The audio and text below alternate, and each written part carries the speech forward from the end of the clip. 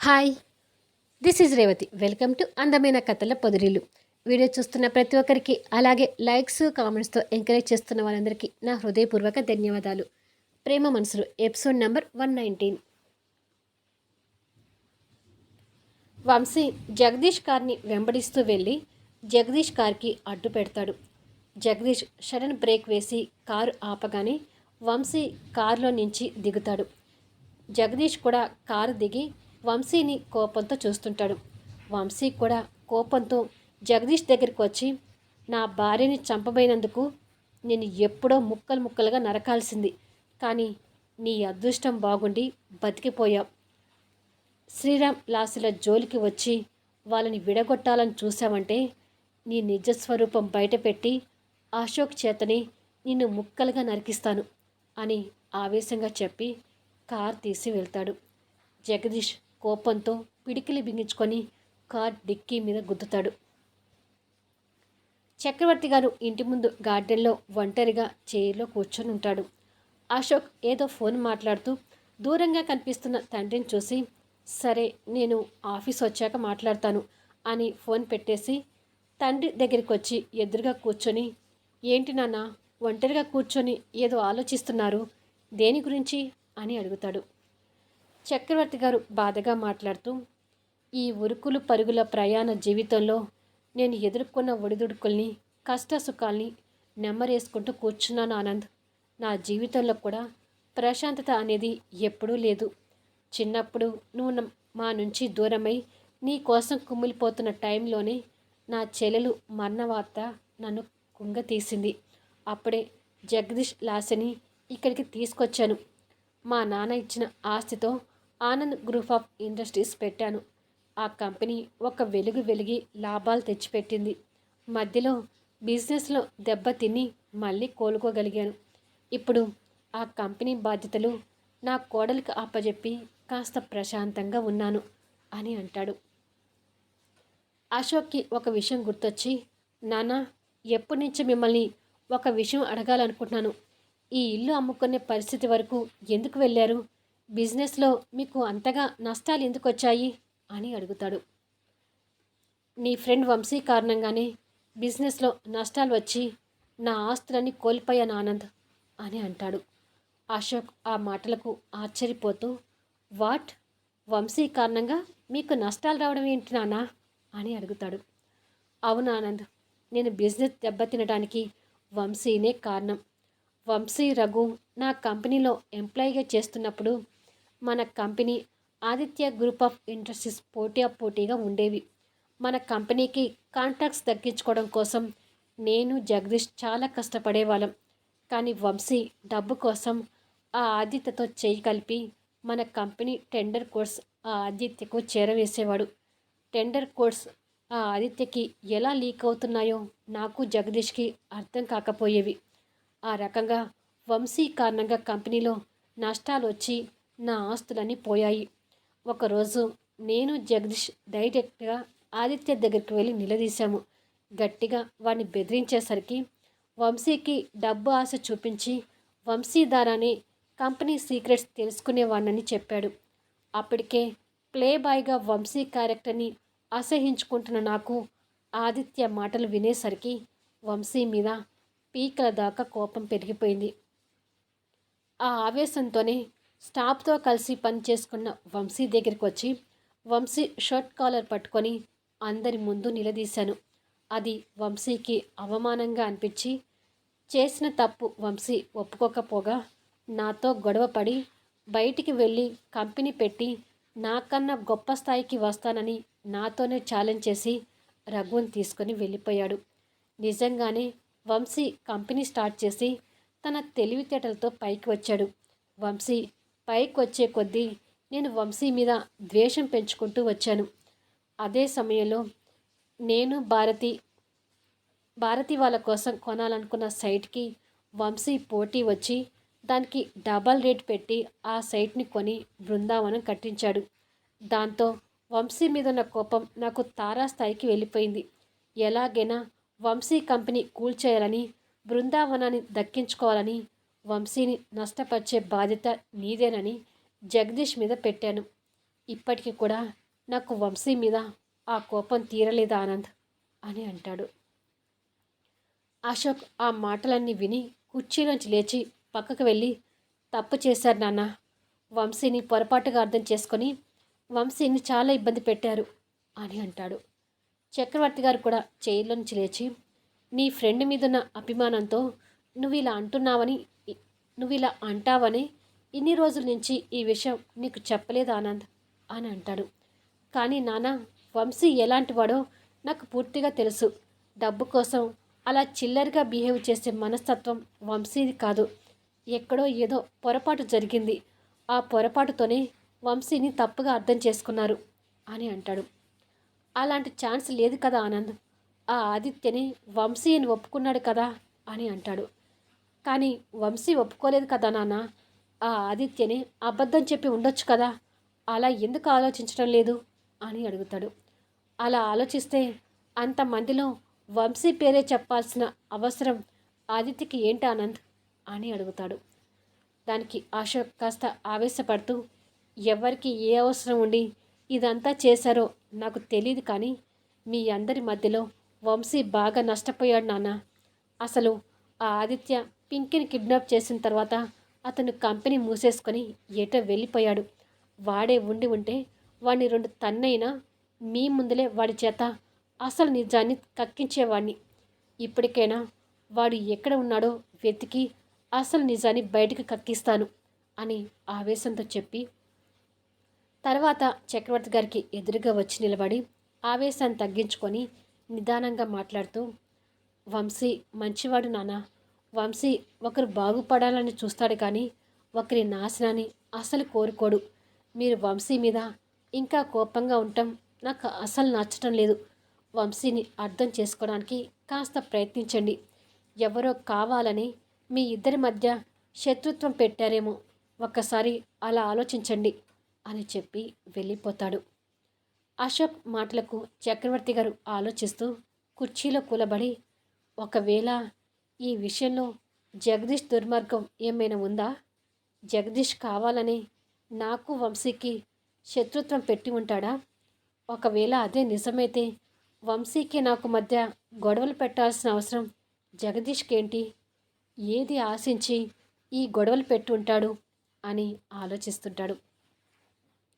ఈ మాటల్ని చాటుగా విన్న జగదీష్ మనసులో మాట్లాడుకుంటూ, మీరు ఏం ఆలోచిస్తున్నారో నాకు తెలుసు మావయ్య. మీ ఆలోచన కరెక్టే. నేనే కావాలని మీ ఇద్దరిని శత్రువులను చేశాను. ఆనంద్ ఎంత వెతికినా ఆదిత్య కనపడడు. ఎందుకంటే ఇలాంటి ఒక్కరోజు వస్తుందని ముందే ఊహించి ఆదిత్యని దాచిపెట్టి నా జాగ్రత్తలో నేనున్నాను అని అనుకుంటాడు. నైట్ 12 అవుతుంటుంది.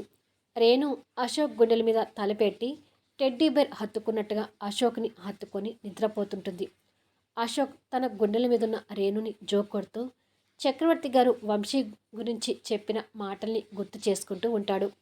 ఆ ఆలోచనలకు అశోక్కి నిద్ర పట్టక నిద్రపోతున్న రేణుని నెమ్మదిగా పిల్లో మీదకి పడుకోబెట్టి బ్లాంకెట్ కప్పి బెడ్ మీద నుంచి లేచి ఎదురుగా ఉన్న చైర్లోకి వచ్చి కూర్చొని, ఎలాగైనా ఆదిత్యని పట్టుకొని నాన్న మనసులో వంశీ మీద ఉన్న చెడు అభిప్రాయాన్ని తొలగించాలి. నాన్నగారు వంశీ కలిసిపోవాలి. అసలు దానికంటే ముందు దివ్యని చంపాలనుకున్నవాడు ఎవడో తెలియాలి. ఇంతకుముందు ఈ విషయాన్ని దివ్య దగ్గర ప్రస్తావిస్తే విషయాన్ని దాటేసి నన్ను డైవర్ట్ చేసేది.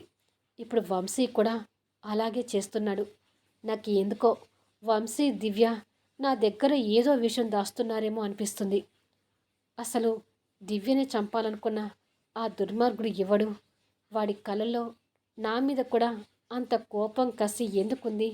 ఇన్ని రోజులు అవుతున్నా పోలీసులు వాడిని పట్టుకోలేకపోయారు. ఇక పోలీసులు నమ్ముకుంటే లాభం లేదనిపిస్తుంది. దివ్యని చంపాలనుకున్న వాడు ఎవడో తెలుసుకొని వాడి అంతు చూడాలి అని ఆలోచిస్తూ రేణు వైపు చూసేసరికి రేణు నిద్రపోతూనే బెడ్ మీదకి చేయి చాపి అశోక్ కోసం వెతుకుతుంటుంది. అశోక్ తన్ని అలా చూసి నవ్వుతూ, ఈ దెయ్యం రాక్షసికి బొమ్మను హత్తుకొని నిద్రపోవటం అలవాటై కాసేపు నేను పక్కన లేకపోతేనే నా కోసం వెతుక్కుంటుంది అనుకుంటూ బెడ్ మీదకి వచ్చి తన్ని దగ్గర తీసుకొని నుదుటిన ముద్దు పెట్టుకొని పడుకోబెట్టుకుంటాడు. బృందావనంలో పింకీ, బింకు బెడ్ మీద ఓ పక్కగా పడుకొని నిద్రపోతుంటారు. మరో పక్క వంశీ బెడ్ కానుకొని కూర్చొని ఆఫీస్ ఫైల్స్ చూస్తుంటే దివ్య వంశీ ఒడిలో పడుకొని నిద్రపోతుంటుంది. వంశీ అలా ఫైల్స్ చూస్తూనే ఆలోచనలోకి వెళ్ళి దివ్య తల మీద చేయి పెట్టి ప్రేమగా నిమురుతూ, జగదీష్ వెనుక ఉన్న ఆ దుర్మార్గుడు ఎవడనేది ఎంతగా ఆలోచించినా అంతు చిక్కడం లేదు. పోలీసులకి జగదీష్ విషయం చెప్పకుండానే దివ్యని చంపబోయిన ఆ దుర్మార్గుడి గురించి గట్టిగా ఎంక్వైరీ చేయమని చెప్పాలి. లేకపోతే వాడి వల్ల దివ్యకి ఎప్పటికైనా ప్రమాదమే. రేపే పోలీస్ స్టేషన్కి వెళ్ళి మాట్లాడాలి అని నిర్ణయానికి వస్తాడు. అదే సమయంలో బస్తీలో జోరుగా వర్షం పడుతుంటుంది. కింద చాప మీద పడుకొని నిద్రపోతున్న లాస్య మీదకి ఇంటి పైకప్పు పెంకుల సందులో నుంచి వర్షపు దార పడి సడన్గా మేలుకుంటుంది. అప్పటికే చాప చుట్టూ వర్షపు నీరు చేరి ఉంటుంది. లాస్య అది చూసి లేచి చాపను తీస్తుంది. కింద పడుకోవటానికి వీలు లేనట్టుగా వర్షపు నీరు ఉండిపోతుంది. అది తెలియని శ్రీరామ్ గోడకు ఆనిచ్చి వేసి ఉన్న మంచం మీద పడుకొని హాయిగా నిద్రపోతుంటాడు. లాస్య అటు మంచం మీద పడుకోలేక ఇటు కింద పడుకోలేక ఇబ్బందిగా చూస్తూ శ్రీరామ్ కాళ్ళ దగ్గరికి వచ్చి కూర్చొని పెంకుల సందులో నుంచి పడుతున్న వర్షపు దారిని చూస్తుంటుంది. ఇలా గంటలు గడిచి తెల్లారుతుంది. శ్రీరామ్ బద్ధకంగా మేలుకుంటూ కాళ్ళ దగ్గర ఏదో ఉందని చూసేసరికి లాస్య వర్షానికి వణుకుతూ శ్రీరామ్ కాళ్ళ దగ్గర అంతే కూర్చొని గోడకి ఆనుకొని నిద్రపోతుంటుంది. శ్రీరామ్ లాస్యని అలా చూసి ఆశ్చర్యపోతూ లేచి కూర్చొని కింద ఉన్న వర్షపు నీరుని చూసి తిరిగి అలా కూర్చొని నిద్రపోతున్న లాస్యని చూసి, పాపం రాత్రంతా నిద్రపోకుండా ఇలాగే కూర్చుందట్టుంది. నేనొక మొద్దుని, తన గురించి పట్టించుకోకుండా మొద్దు నిద్రపోయాను అని అనుకొని అలా కూర్చొని నిద్రపోతున్న లాస్యని నిదానంగా పడుకోపెట్టి చలితో వణుకుతున్న తనకి బ్లాంకెట్ కప్పి ప్రేమగా తన తల నిమురుతూ, సారీ లాస్య, అనుకున్న దానికన్నా నిన్ను ఎక్కువే ఇబ్బంది పెడుతున్నాను. నిన్ను ఇష్టం లేకుండానే పెళ్లి చేసుకున్నా నీలో వస్తున్న మార్పును చూసి రోజు రోజుకి నీ మీద ఇష్టాన్ని పెంచుకుంటున్నాను. కానీ నీ మనసులో నా స్థానం ఏమిటో అర్థం కాక నా మనసులో ఉన్న విషయాన్ని చెప్పలేక మౌనంగా ఉండిపోతున్నాను. నన్ను ఇంకా బస్తీవాడిగా అసహించుకుంటూ ఉంటే నా ప్రేమ నీకు ఎప్పటికీ చెప్పలేను అని అనుకొని బాధపడతాడు. కొన్ని గంటల తర్వాత శ్రీరామ్ ఆఫీస్కి రెడీ అయ్యి కాఫీ కప్తో లాస్య దగ్గరికి వచ్చి కప్పుని పక్కన ఉన్న చైర్ మీద పెట్టి లాస్య లాస్య అని నిద్రలేపుతాడు. లాస్య బద్ధకంగా కళ్ళు తెరిచి ఆఫీస్కి రెడీ అయిన శ్రీరామ్ చూసి సడన్గా లేచి కూర్చొని, అయ్యో నాకు మేల్కో రాలేదు, అప్పుడే ఆఫీస్ కూడా రెడీ అయ్యావా, ఉండు ఇప్పుడే వెళ్ళి వంట పని మొదలు పెడతాను అని లేవబోతుంటే, వద్దు లాస్య కూర్చో అని తన్ని కూర్చోబెట్టి, నేను టిఫిన్ లంచ్ అన్నీ ప్రిపేర్ చేసి పెట్టాను, ముందు ఈ కాఫీ తాగు అని పక్కన పెట్టిన కాఫీ కప్ తనకు అందిస్తాడు. లాస్య ఆశ్చర్యపోతూ కాఫీ కప్ అందుకొని, ఇవన్నీ నువ్వెందుకు చేశావు, నన్ను లేపాల్సింది అని అంటుంది. పర్వాలేదులే, ఈ పనులు నాకేమీ కొత్త కాదులే, ఇప్పుడంటే నువ్వు వచ్చిన దగ్గర నుంచి ఇవన్నీ నువ్వు చేస్తున్నావు, కానీ నువ్వు రాకముందు అంటే మా నీరజక్క పెళ్లి చేసుకొని వెళ్ళిన దగ్గర నుంచి ఈ పనులన్నీ నాకు అలవాటే అని, నాకు టైం అవుతుంది, ఆఫీస్కి వెళ్తాను, నువ్వు కాఫీ తాగి ఫ్రెష్ అయ్యి టిఫిన్ తిని పడుకో అని చెప్పి వెళ్ళిపోతాడు. లాస్య కాఫీ తాగుతూ, నేను తొందరగా లేచి ఉండాల్సింది, అనవసరంగా శ్రీరామ్ని ఇబ్బంది పెట్టాను అని అనుకొని బాధపడుతుంది.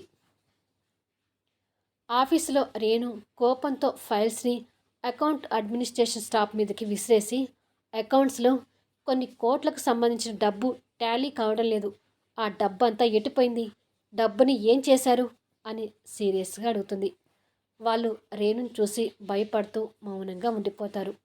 రేణు వాళ్ళని ఇంకా కోపంగా చూస్తూ, మిమ్మల్ని ఇలా కాదు, పోలీస్ కంప్లైంట్ ఇచ్చి ఇంకెక్కడ మీకు జాబ్ దొరకని పరిస్థితులకు తీసుకొస్తాను అని ఫోన్ తీసుకుంటుంది. వద్దు మేడం, మా పరువు పోతుంది, పెళ్ళాం పిల్లల్ని కలవాలం, మమ్మల్ని వదిలేయండి అని వేడుకుంటారు. షటప్. మీ మాటలకు ఇక్కడ కరిగిపోయేవారు ఎవ్వరూ లేరు. మీకు ఎంత ధైర్యం ఉంటే కంపెనీ డబ్బుని అంత ఈజీగా కాజేస్తారు అని పోలీసులకి ఫోన్ చేయబోతుంటే, ఈ డబ్బుల నుంచి మేము తీసుకుంది చాలా తక్కువ మేడం, ఎక్కువ మొత్తం డబ్బు ఆ జగదీషే కాజేశాడు అని అంటారు. రేణు ఆ మాటలకు ఆశ్చర్యపోతూ, వాట్? జగదీష్ డబ్బు కాజేయటం ఏంటి? మీరు నిజమే చెప్తున్నారా అని అడుగుతుంది. మేము చెప్తున్నది నిజమే మేడం. తప్పుడు అకౌంట్స్ రాయమని జగదీషే చెప్పాడు. ఇలా కొన్ని ఏళ్ళుగా జరుగుతుంది అని నిజాన్ని ఒప్పుకుంటారు. రేణు ఆ మాటలు వింటూనే కళ్ళు తిరిగి కుప్పకూలుతుంది. కొన్ని గంటల తర్వాత ఇంట్లో సోఫాలో అశోక్ ఒడిలో పడుకున్న రేణు నిదానంగా కళ్ళు తెరిచి చూసేసరికి వెంకటమ్మ అందరికీ స్వీట్స్ పంచుతుంటుంది. చక్రవర్తి గారు, పూర్ణ, భారతి, అశోక్ మొహాల్లో ఎక్కడ లేని ఆనందం కనిపిస్తుంటుంది. ఆ ఆనందం దేనికో మీరు కూడా గెస్ చేస్తే కామెంట్స్లో తెలియచేయండి. అలాగే లైక్స్ ఇచ్చి ఎంకరేజ్ చేయండి. మళ్ళీ నెక్స్ట్ వీడియోలో కలుద్దాము.